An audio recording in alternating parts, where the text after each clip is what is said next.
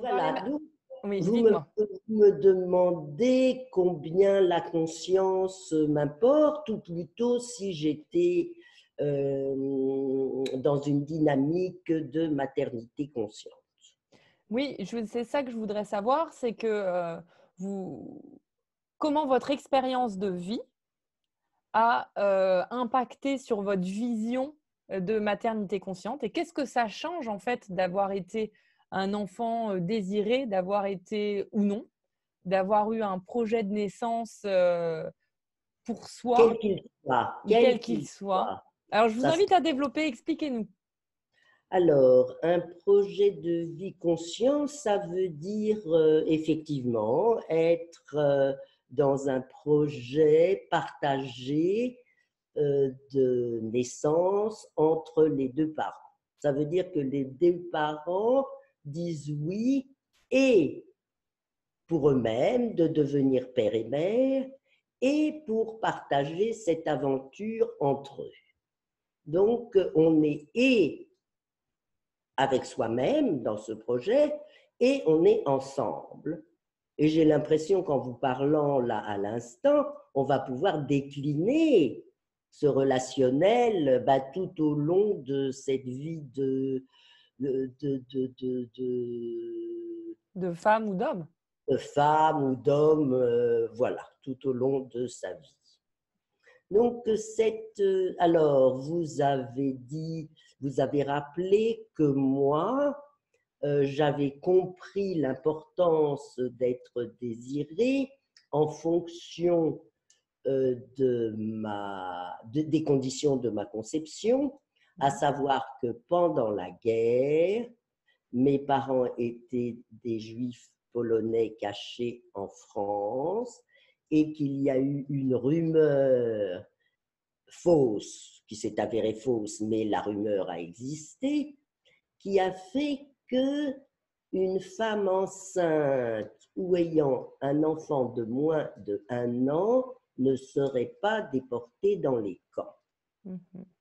Et voilà que mes parents, qui étaient cachés dans le sud de la France, qui étaient séparés, ma mère vivait dans une ferme avec mes deux sœurs aînées, sans eau, sans électricité, voilà qu'ils entendent cette rumeur.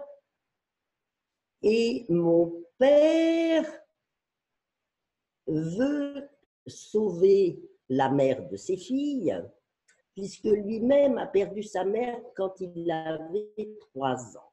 Donc, lui, il veut sauver la mère des filles.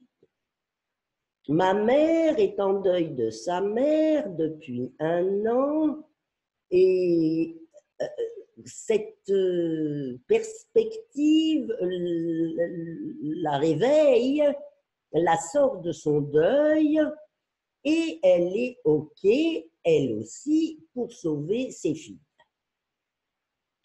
Et me voilà en face de vous, 76 ans plus tard. Donc, si vous voulez, moi, cette force du désir de partage de la conception d'un enfant, je la ressens.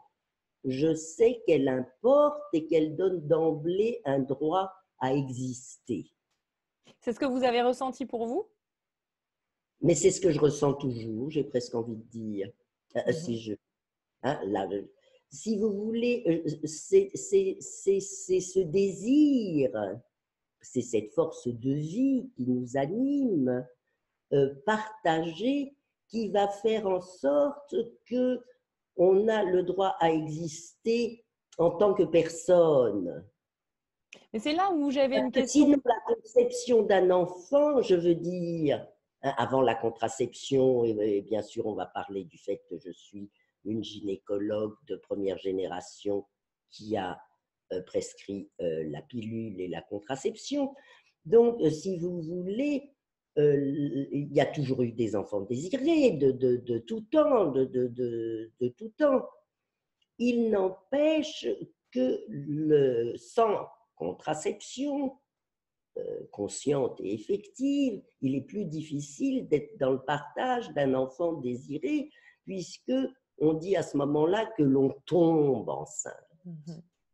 Et alors, le tombe enceinte, ça veut dire que ça nous tombe dessus. Ça veut dire que c'est un fait accompli. Ça veut dire qu'on s'en rend compte a posteriori. Alors, bien sûr que ces enfants peuvent être complètement acceptés et dans un deuxième temps tout à fait désirés.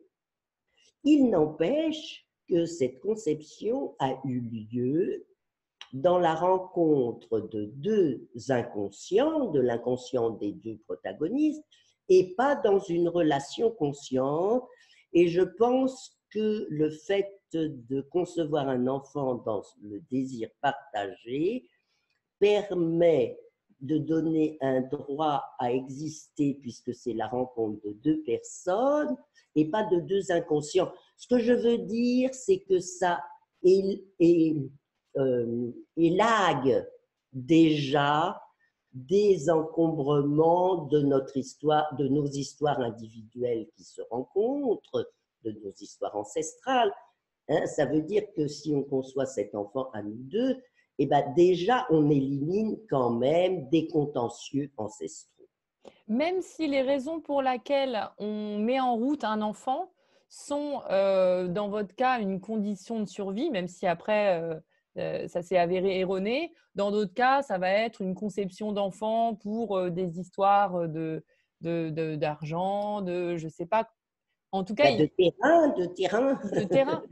Mais en tout cas, terrain, d'amour. Hein, moi, j'ai une amie qui est née aussi pendant la guerre et avec un Allemand, et elle voulait un cadeau de cet homme. Hein. Et ben, ça veut dire que lui était d'accord, ça veut dire elle aussi, elle a été désirée dans des conditions complètement aberrantes, et ça donne une force originelle qui nous donne le droit d'exister, quel que soit le projet et la folie. c'est ça, quel que soit le projet en fait. C'est-à-dire Voilà. pas forcément un enfant pensé pour lui-même. Parce que là, dans ce que vous expliquez, dans les exemples que vous donnez, on est sur une situation d'enfant pensé pour soi d'abord. Que ce soit pour la survie de votre maman ou que ce soit pour le cadeau que la mère de votre ami souhaitait recevoir de son allemand. On est C'est ça. d'accord que là, on n'était pas sur un projet d'enfant pour l'enfant en tant que tel, mais pour soi. Et ça, est-ce que ça change quelque chose dans le désir de vie de l'enfant ou c'est anecdotique? Mais moi, je ne crois pas que ce soit anecdotique, parce que dès qu'il y a du partage du désir, on met de l'actualité. Mmh. Et dans les conditions de vie. Alors, c'est pour ça que je dis quelles que soient les conditions, parce qu'on n'est pas à... Alors, on va quand même ramener, j'ai envie de dire, ce qu'on appelle des casseroles, nos histoires qui ne sont pas résolues, nos secrets, nos encombrements. Hein, on va sûrement en parler tout au long de notre